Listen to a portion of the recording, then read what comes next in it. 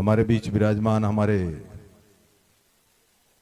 प्रदेश मंत्री सांवलाराम जी, बिंदमाल के पूर्व चेयरमैन साहब और मंच पर विराजमान सम्मानीय चेयरमैन जबर सिंह जी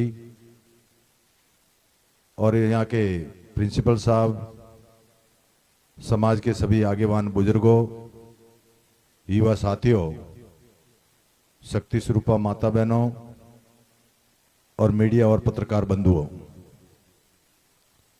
आज बहुत बड़ी खुशी की बात है। ये मेरा राम जी भी हमारे बीच है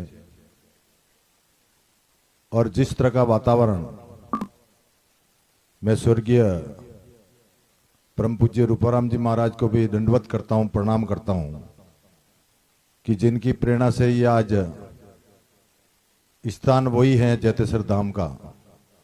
जब मैं 2003 से लगा करके 2008 में आता था, स्थान वही है जो आज रूपाराम जी महाराज की समाधि के बाद में जो स्थान की प्रगति हुई, उन्नति हुई, विकास हुआ और लोगों में एक अलग पहचान बनी, उसके लिए भी मैं उनको वंदन करता हूं, नमन करता हूं कि आज की तारीख में स्थान वो का वो है। परंतु भगवान कहते हैं कि भगवान को पूजाने वाला पुजारी होता है। जब पुजारी अच्छा होता है तो भगवान भी खुश होते हैं। तो जिस स्थान में मैं बैठा था, एक मैं पहले की बात बता रहा हूं जो 2007-8 की थी। जब मैं यहां आया था उस समय हमारे वो HMT ग्रुप में मैं चुनाव लड़ाना आया था यहां। उस समय मैं बोर्ड का चेयरमैन था। अमीर सिंह जी, मूल सिंह जी, टिकम सिंह जी, जो HMT ग्रुप था उस समय, वो भी समय था। और उस समय में मैं आया था यहाँ चुनाव लड़ाने। रूपाराम जी बाबूजी एक खाटला पर बिराजे थे, वही स्थान था। एक मटकी पास पड़ी थी और मेरे को रूपाराम जी ने कहा था कि आप दिनों दिन खूब आगे बढ़ोगे और इस मंदिर के लिए एक ऐसा काम करोगे जो भविष्य में पीढ़ियां याद करेगी। ये बाबूजी ने कहा था उस समय, रूपाराम जी ने। वो भी समय था जिस समय मेरा राम जी मेरे साथ साथ थे, सतराराम जिनपुर साथ था, थापण वो सताराम जी वो साथ थे। हम करीब करीब सब साथ ही थे। जब मैं यहां आता था मंदिर में तो वो समय जब देखता था, आज तो कुछ यहां अलग हो गया है। जब देखता हूं तो मुझे बहुत बड़ी खुशी होती है। और विशेष तौर से जब बाबूजी के भंडारा का कार्यक्रम बना तो उससे पहले आपकी पूरी तैयारियां हो गई और तैयारी भी ऐसी हो गई कि भंडारे की तैयारी हो गई।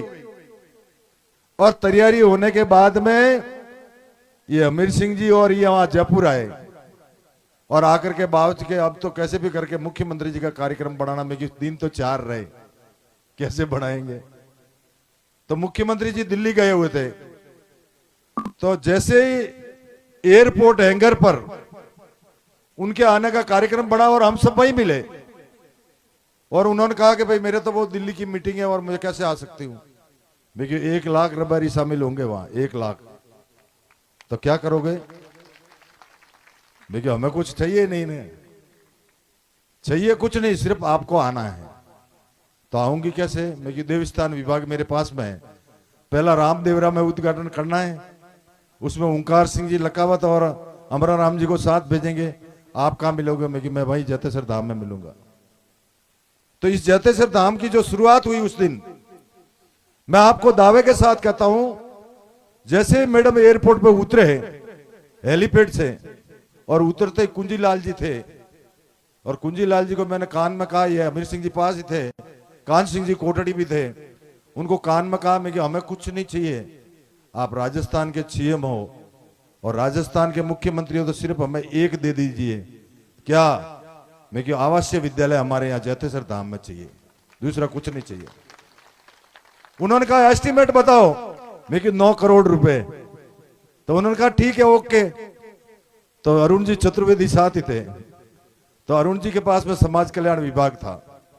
उन्होंने कहा 9 करोड़ में कि हाँ 9 करोड़, यस कर दिया। मैडम ने स्टेज पे आते ही घोषणा कर दी कि आवासीय विद्यालय अपन जैतेसर धाम में बनाएंगे। जमीन के लिए बात चली तो भावजी ने कहा जमीन जितनी चाहिए, ये जैतेसर धाम की जमीन है, आपको चाहिए जितनी ले लो। मैं धन्यवाद देता हूं भावजी को भी।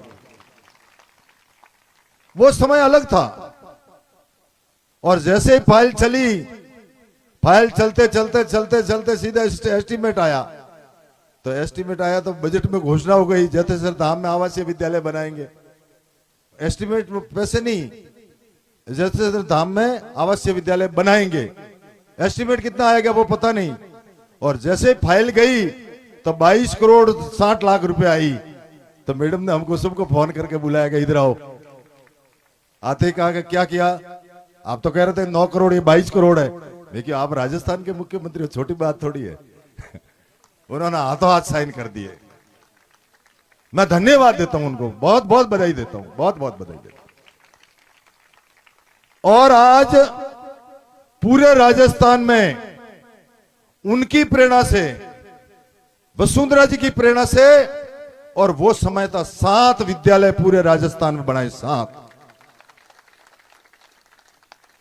दूसरा कार्यकाल आया भजनलाल जी का, मैं इनको भी साधुवाद देता हूं, धन्यवाद देता हूं। अभी अगले बजट में जैसे ही बात चली, उन्होंने कहा कि इधर आओ, क्या क्या करना है। मैं कि करना तो बहुत है, करना क्या है बताओ।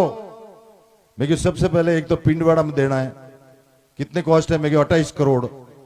बाली में देना है 22 करोड़, और सुमेरपुर में देना है 25 करोड़। हाथों हाथ उन्होंने घोषणा कर दी कि ये ले लो। आवासीय विद्यालयों की कोई कमी नहीं। और मैं सरकार के सामने, आज आप सब जनता के सामने ये कह रहा हूं, सरकार के पास में पैसों की कोई कमी नहीं, सरकार हमेशा देने को तैयार है। परंतु इस शिक्षा के मंदिर को अपन आगे कैसे बढ़ा सकते हैं, ये हमारा और आप सबका दायित्व है। क्योंकि शिक्षा शेरनी का दूध है, जो पिएगा वो दाढ़ेगा, जोरदार दाढ़ेगा। ये शेरनी का दूध है। मैं आपके सामने खड़ा हूं।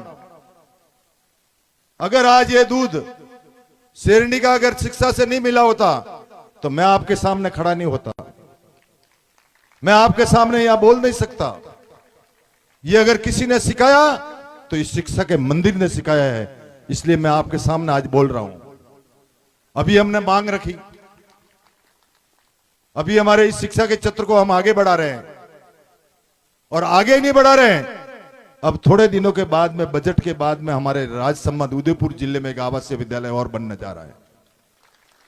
हमने उसकी तैयारी कर ली कि उदयपुर संभाग